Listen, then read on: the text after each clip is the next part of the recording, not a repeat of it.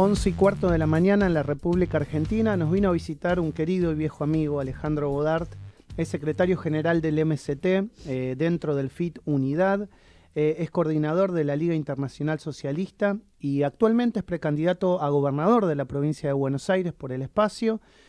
Siempre es un placer tenerlo aquí en los estudios de Radio Sónica, charlar con él y bueno, conocer su visión y su perspectiva de la realidad y de la Argentina que tenemos. Alejandro, gracias por venir, ¿eh? No, gracias por invitarme, Maxi. La verdad que siempre es un placer Sí, estar acá con ustedes. lo mismo, realmente. Bueno, estábamos charlando fuera del aire, estas caminatas, estas recorridas por la provincia de Buenos Aires, que es una provincia muy grande, de la más importante del país, y las realidades con las que te encontrás, que son problemas por todos lados, ¿no?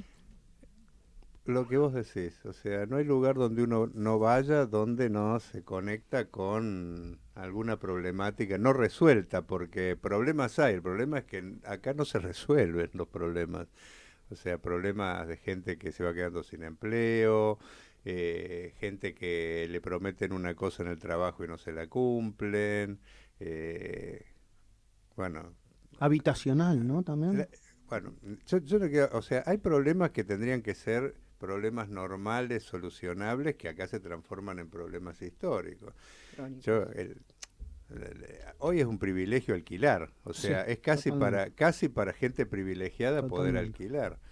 En la provincia de Buenos Aires hay prácticamente 2 millones de jóvenes que no han estudiado, no tienen ningún acceso a un trabajo, y que encima se quedan hacinados en la casa de los padres porque forman pareja y no pueden alquilar. Esa es una bomba de tiempo. Después se habla de inseguridad. Ya, pero es lo más probable que a esos jóvenes llegue un narco Claro. a darle una salida o un policía corrupto que lo mande a robar un auto, porque no existe ningún tipo de política social y se van acumulando y acumulando y acumulando. Yo creo que estamos en un momento muy complejo y que esto es un volcán que en algún momento va a estallar. Mm. Y como hablábamos antes, yo creo que la partidocracia tradicional vive en una nube, porque no es consciente de la situación, de la bronca acumulada, de la desesperación, de la falta de futuro que uno ve en cada uno de los lugares, de problemas no repuestos. Por ejemplo, no existe, la dirigencia sindical desaparece, no está en ningún lado, entonces los trabajadores que tienen la suerte de trabajar están a la deriva, tienen cualquier tipo de problema y no tienen nadie que le responda. El peronismo, o sea, ya ni siquiera los punteros recorren los barrios porque la gente ya no lo soporta más, entonces ni se animan a salir por los barrios. Entonces hay una situación de Es que, desesperanza. Alejandro, acordate que en esta época, en otras elecciones, vos ya tenías las mesitas en la calle, la gente hablando de Bueno, política. Hoy no aparece nadie porque, digamos, es muy difícil sentarte y explicarle a un vecino cuáles son las propuestas. ¿Qué propuestas le vas a explicar si la gente no llega a fin de mes? sí, y aparte que ya han gobernado todos y se proponen los mismos, ¿me entendés? Entonces una mezcla, ¿me entendés? Porque claro, si fuera gente, ¿me entendés? Que vos no conocés, pero todos proponen hacer lo que no hicieron cuando gobernaron. Entonces la gente ya está podrida absolutamente. Y por eso pasa lo de Bernie, que va a un lugar y le pasa eso. Ahora, pero le pasaría a otros Sí, sí, también. claro, Por eso no es no un van. nombre propio, Entonces claro. y se refugian en una burbuja ajena a la realidad. Yo creo que la falta de respuestas a los problemas, bueno, está generando una situación que va a estallar, va a estallar. Acá vamos a un 2001 por 10 más o menos, porque va a ser superior incluso, porque incluso la gente ya carga la frustración de que después del 2001 tampoco se resolvió nada, volvieron los mismos, todo es una Claro, está joda. todo muy cerquita, ¿no? Es que, Exacto. digamos, pasaron 100 años. Totalmente, Eso totalmente. yo te quería preguntar, Alejandro, ¿qué diferencias ves vos entre lo que estamos atravesando y lo que fue la situación del 2001 en la calle? Bueno, yo lo que creo que ahora el que se está desmoronando es el peronismo. Y en aquel momento el peronismo te podría decir que hasta zafó un poco, porque le tocó más al radicalismo, y tenía ciertas posibilidades de armar lo que armó, que fue un proyecto que, ojo, 20 años ¿no? entre una cosa y la otra, porque se corrieron a la izquierda, bueno, armaron un proyecto supuestamente progresista y zafaron con una combinación también de un mundo que fue muy favorable a la Argentina en aquel momento, que le permitió tener superávit, la soja se fue para arriba. Hoy yo creo que lo que se viene va a golpear sobre todo en esa estructura, en el peronismo, que creo que está llegando a su final después de mucho tiempo. La perspectiva económica mundial, lejos de ser favorable, es todo lo opuesto. Entonces acá realmente nadie puede zafar con algo externo si no es con medidas propias. Y nadie tiene medidas para solucionar los problemas porque hay que tocar intereses en este país. Nosotros somos un país donde hay un sector del gran empresariado que se ha acostumbrado a ganar ganancia extraordinaria que ni siquiera se gana en los países centrales, a no poner nada, a irse a Uruguay para no pagar impuestos. O sea, y ese sector es el que presiona permanentemente y lamentablemente la partidocracia tradicional trabaja en connivencia con ellos, negocia permanentemente y se olvida del conjunto de la población. En todo el mundo se están discutiendo políticas impositivas, por ejemplo, para ver cómo las mega ganancias de esos grupos colaboran. Acá, o sea, una vez, más para la galería que para otras cosas, ese impuesto. Y el resto no pone nada. Tenemos el tema de la deuda irresuelto, que es lo que nos ha condenado desde la vuelta de la democracia para acá. Se cumplen 40 años de frustraciones, porque toda la riqueza que produce el país se va afuera. Entonces, y nadie discute ni siquiera investigar eso, que es un gran fraude. Y el juez que le investigó y le mandó la carpeta al Congreso, no sé, se le van a haber comido las lauchas, porque se demostró en ese momento que había 2.000 ilícitos. Entonces, ¿cómo vas a progresar como país si toda la ganancia que produce se va por 1.000 vericuetos a los bolsillos de un pequeño grupo de empresariados argentinos, el grueso se va afuera, vienen las empresas y discuten prácticamente no pagar nada porque a simple declaración jurada te dicen qué es lo que produjeron y se llevan el oro, se llevan la plata, ahora se llevan el litio, te dejan contaminación, o sea, es un país ¿y por qué los que gobiernan no hacen nada? Y porque están ligados a esos negociados, a esas cosas, o sea, ya son asociaciones más delictivas que asociaciones políticas que piensan en el bien común. Entonces, frente a eso hay un hartazgo de la gente enorme que va a explotar en algún momento, y con razón, porque si te cortan la luz y no salís a protestar, va a estar 2 años sin luz en este país, o sea, porque esa es la realidad que vivís. Si tenés un problema laboral en un lugar, no aparece la dirigencia sindical, no aparece nadie, no te queda otra que salir y cortar la calle, o sea, y en un momento la gente va a salir masivamente, como salió en el 2001. Es que en realidad eso que vos estás contando es lo que vemos como a cuentagotas, es decir, vemos los conflictos con cortes, con piquetes, con la gente movilizada en la calle en pequeños fragmentos, pero en algún momento todo eso se puede unificar. El hartazgo, totalmente. El cansancio, la molestia. Mirá, o sea, el tema, trabajan para ese estallido. Después nos van a echar la culpa a nosotros, porque nosotros vamos a apoyar a la gente cuando sale a la calle, claro. Pero no somos lo que provocamos. Lo que provocan son ellos con las políticas. Yo te digo, por ejemplo, ahora están discutiendo cómo sacarse de encima los planes sociales. Los planes sociales son ínfimos en el presupuesto. No es un problema de que le cueste mucho al Estado, más allá de las campañas, me parece que son lo que le falta a los sectores medios y todo es lo que se le da a los desocupados, ¿no? Que son las campañas para estigmatizar.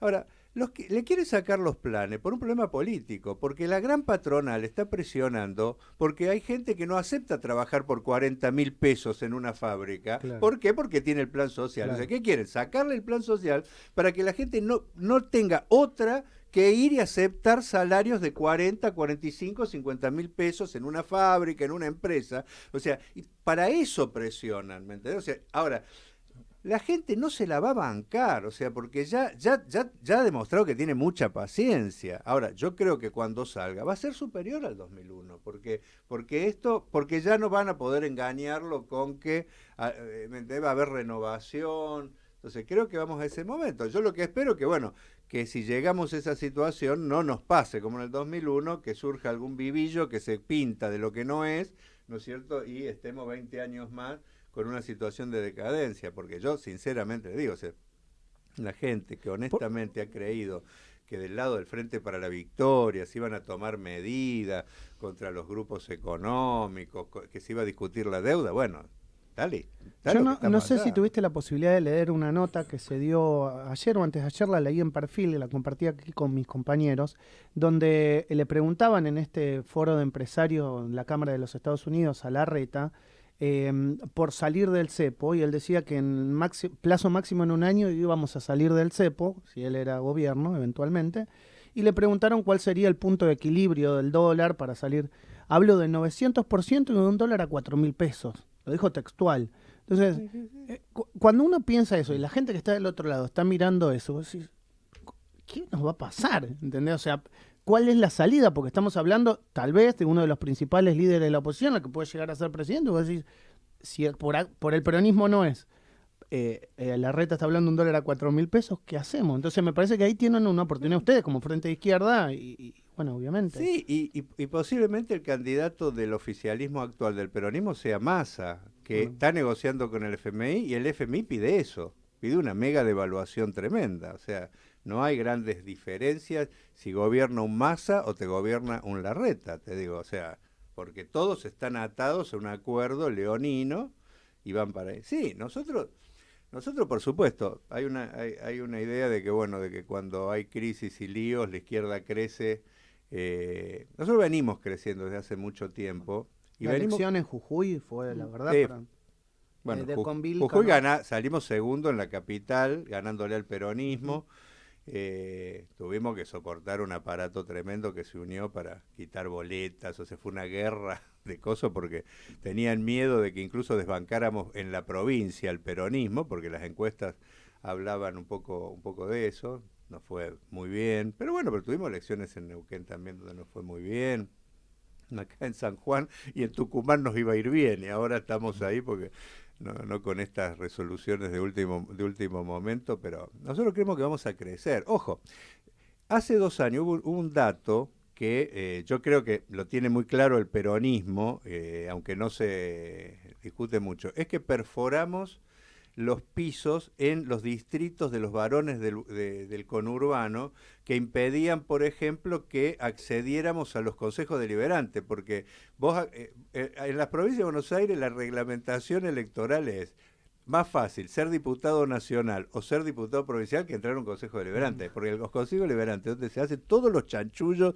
habidos y por haber de los intendentes y a través de los cuales se mantienen. Y eran inexpugnables, o sea, y nosotros rompimos esos pisos en La Matanza, en Merlo, en Moreno, o sea, porque nosotros estamos recibiendo mucha gente desengañada del peronismo, que opina que ya no les cree más nada y que ve en la izquierda una salida, porque somos los únicos, primero que estamos. Eso para la gente es muy importante. Cuando hay un problema, nosotros estamos, incluso obligados también por la realidad, porque nosotros no nos van a dar 2 horas, ¿me entendés?, en los programas, ¿me entendés?, de televisión en el mejor horario para que explicamos nuestra propuesta. Eso se lo dan a Milei, se lo dan a otro. Lo nuestro es muy a pulmón hacia abajo, pero al mismo tiempo nuestros compañeros viven en los barrios, no le tienen que contar la situación, trabajan en las mismas fábricas, en los mismos colegios donde pasan las cosas, y por lo tanto sabemos lo que pasa. Y por otro, porque la gente empieza a buscar alternativas distintas. Si ya probaste con esto, bueno, la gente se le empieza a abrir la cabeza, bueno, ¿cuáles son las otras alternativas? Han intentado, lamentablemente para mí, levantar como nuevo una salida como la de Milei, que de nuevo no tiene nada más que, bueno, hay generaciones que no conocieron un Menem, no conocieron un Cavallo, los 90, o que la dictadura está lejana. Sí, que esos 90 terminaron en el 2001, o sea, desembocaron en el 2001. Sí, los problemas estructurales que tenemos son por los cambios estructurales que se hicieron en los 90, porque, o sea, destruyeron parte fundamental del aparato productivo. Ya éramos un país esencialmente agroexportador y terminó de ser totalmente agroexportador porque se destruyó la industria, se destruyeron las grandes empresas del Estado.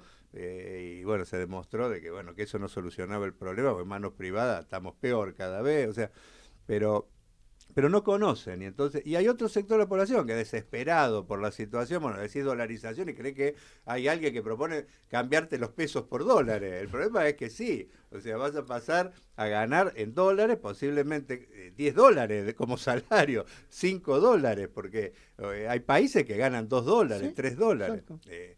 Entonces, la casta, hablar de la casta rinde. El problema es que, qué sé yo, la gente, por supuesto, o sea, el candidato Menem de La Rioja no es de las familias más de la casta, o un bus, y bueno. Pero bueno, en épocas así, también desde los sectores concentrados se promueve esas salidas para bloquear también las salidas por izquierda, porque todos son parte de planes que desde las usinas se desarrollan, ojo, para bloquear que la gente frente a la debacle de esto vaya a una salida como la nuestra, que planteamos tocar intereses, se promueven ese tipo de salidas. Yo te lo digo sinceramente, o sea, si llegara esta gente al gobierno, yo creo que hay una guerra civil en el país, porque, o sea, porque yo creo que hay un sector del empresariado que quisiera que se eliminara completamente el gasto de educación y no existiera educación, que no existiera más salud pública, que se dejaran de joder, ¿me entendés?, con asistencia social a los pobres, para tener un desfile de desocupados que le permita hacer lo que quieren las empresas. Yo creo que hay un sector que quiere eso, y es un fenómeno mundial, porque es tan grande la crisis que la salida, por supuesto, el centro se achica, los que creen que pueden convivir con fulbito. Entonces, hay desde salidas brutales de casi mano de obra esclava, que es un sector para salir de la crisis, bueno, dejémonos de joder, o la salida nuestra, que es ajustar a los de arriba. Es importante esto que estás diciendo. Esa crisis internacional, ¿vos la ves como financiera o también como un recambio en el marco del capitalismo por la tecnología, porque, digamos, la tecnología está expulsando trabajadores? ¿Cómo la ves vos en el marco internacional? Yo creo que hay una crisis global del sistema capitalista que está llegando a un punto donde la concentración de la riqueza y la ganancia rápida hacia la especulación, ¿no es cierto?, que está reemplazando, por ejemplo, todo lo que tiene que ver con un capitalismo proveedor de la industria, etcétera. Sí, Productivo. Está haciendo que las crisis cíclicas de las grandes empresas se sucedan muy rápidamente. Vos tenés las burbujas financieras, o sea, hoy hay ganancia más rápida especulando que produciendo. Sí. Y el capitalismo se ha transformado en un sistema especulativo esencialmente, donde los grandes capitales huyen hacia donde está la ganancia rápida, pero eso es de corto tiempo, porque después se producen las crisis donde cada vez hay más empresas que desaparecen y se concentra en menos manos la ganancia. Lo tecnológico que podría ayudar a resolver esa crisis en manos de los capitalistas termina volviéndose en contra de la humanidad. ¿Por qué? Porque tenemos tantos avances tecnológicos que, por ejemplo, podría trabajar toda la humanidad 3 o 4 horas y abastecer todo lo necesario para una vida digna, incluso una distribución de la riqueza. Pero eso sería en un sistema como el que proponemos nosotros, porque en este sistema capitalista de la ganancia rápida, de la pelea de empresa a empresa para ver quién se queda con la torta y la acumulación, el propio conocimiento y la tecnología se está utilizando para dejar cada vez más gente afuera del empleo, para cada vez tener menos costo laboral, es decir, para... Y ese hecho está profundizando la crisis del sistema. Yo creo que el sistema capitalista está al borde de ir hacia la barbarie ya. Frente a esa crisis empiezan a emerger también personajes como los Milei en todo el mundo, porque necesita un sector para ir hacia esa acumulación, levantar a figuras de ese tipo. Y además tenés otro problema, que es tanta la crisis que se ha perdido la hegemonía en el mundo. Bueno, ahí quería preguntarte, dos ejes. La hegemonía, si querés, Estados Unidos, británica, con Europa asociada, el eje atlántico, si querés, y por el otro lado tenés China, Rusia y algunos tigres de Asia que pasan a ser como dos faros distintos. O sea, ¿cómo ves vos eso en ese plano internacional? ¿Y cómo tiene que ubicarse la Argentina? Sí, yo te decía por qué es importante la crisis, porque acá hubo dos grandes crisis del capitalismo. Yo creo que esta es la tercera gran crisis que vive.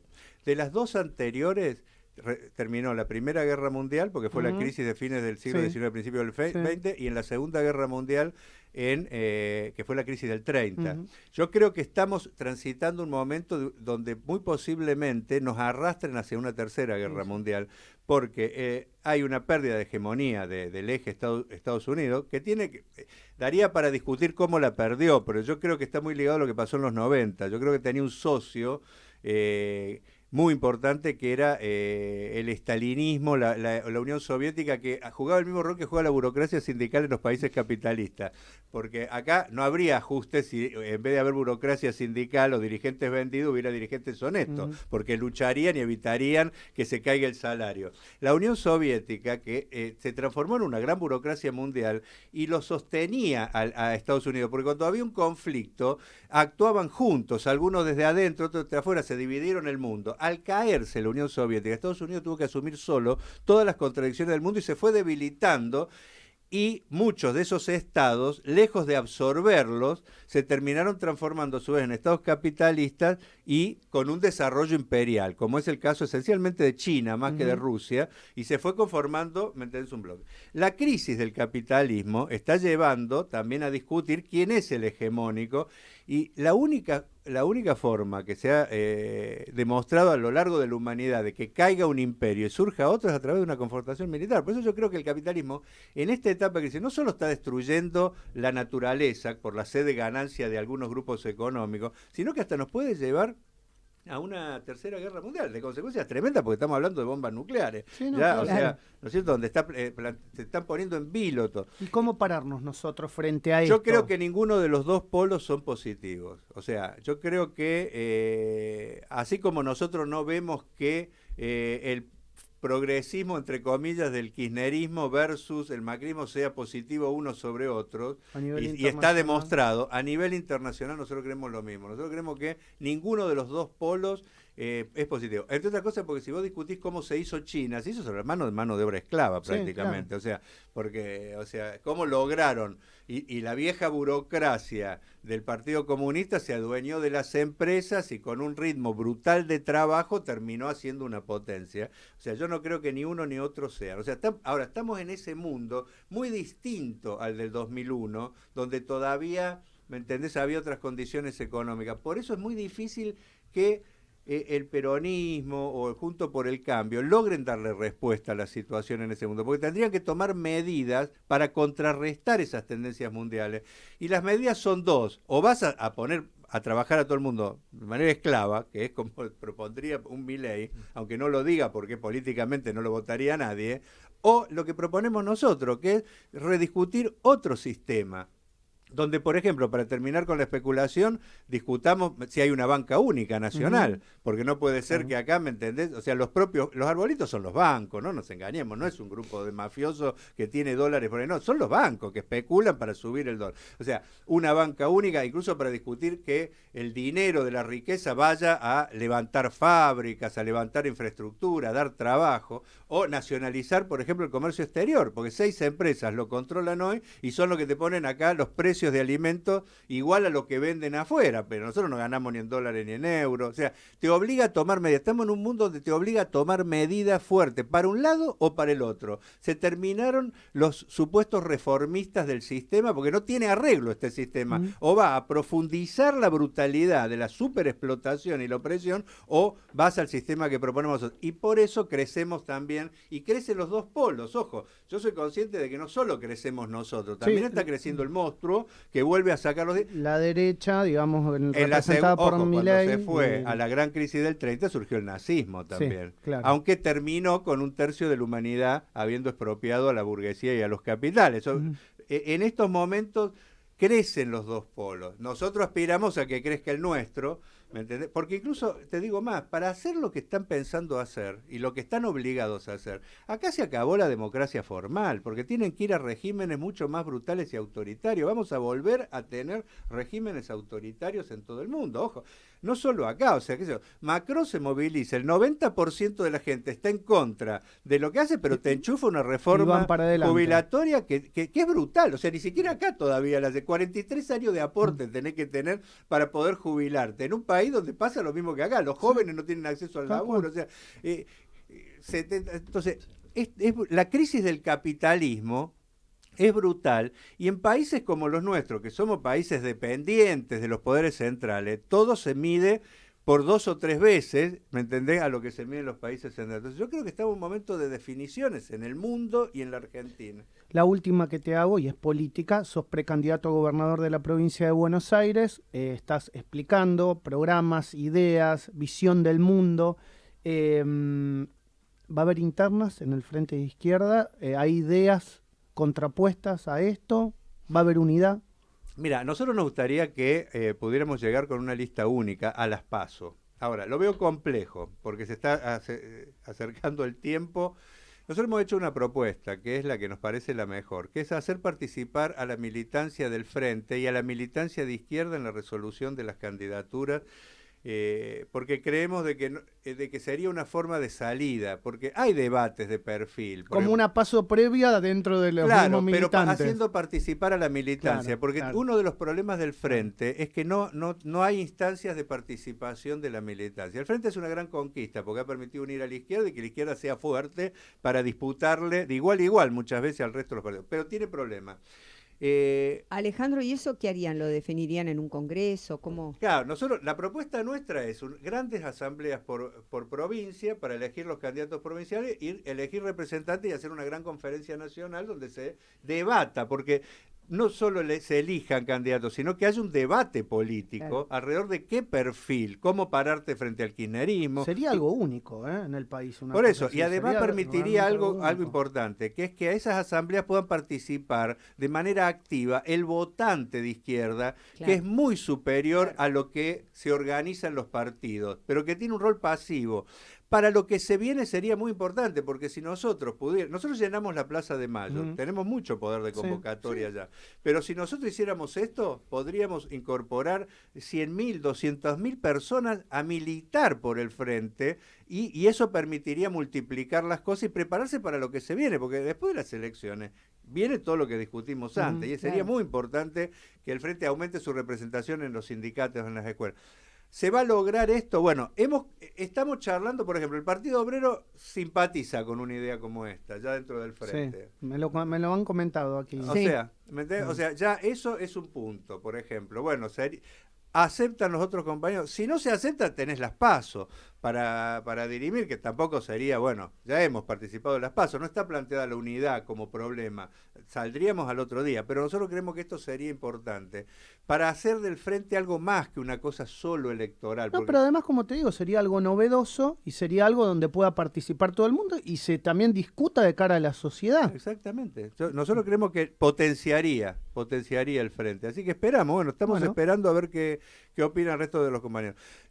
La candidatura mía está al servicio de eso. Nosotros quisiéramos que mi candidatura, como todas las candidaturas que puedan surgir, se debatan en una gran asamblea con la participación de todos, y si consideran que soy bueno para eso u otro rol, no tenemos problema, porque nosotros no peleamos por cargo, un poco lo charlamos antes. Yo no creo que el debate, por ejemplo, yo estoy postulado a gobernador de que sea, bueno, me voy a matar porque voy a ser el próximo gobernador de la provincia de Buenos Aires. Nosotros debatimos de ideas, incluso los diputados que sacamos los repartimos entre todos y todos van rotando, por lo tanto hemos encontrado un mecanismo que permite la unidad también, porque no es que gana el que va primero y el que va segundo se jode, ¿no es cierto? Entonces no es un problema de cargo, pero sí hay debates de perfil. Bueno, es un concordante con los principios, digamos, que tiene. Exactamente. Obvio. Alejandro, gracias por estar siempre en el arranque y en Radio Sónica. Muchas gracias por invitarme. Un saludo grande a toda la audiencia. Gracias. Alejandro Bodart, secretario general del MST dentro del FIT Unidad, y visitó el arranque. Somos un medio que va siempre por el medio. Que va siempre por el medio. En Radio Sónica escuchás todas las voces y todas las opiniones. Eso es pluralismo. Radio Sónica. La radio más escuchada de Internet.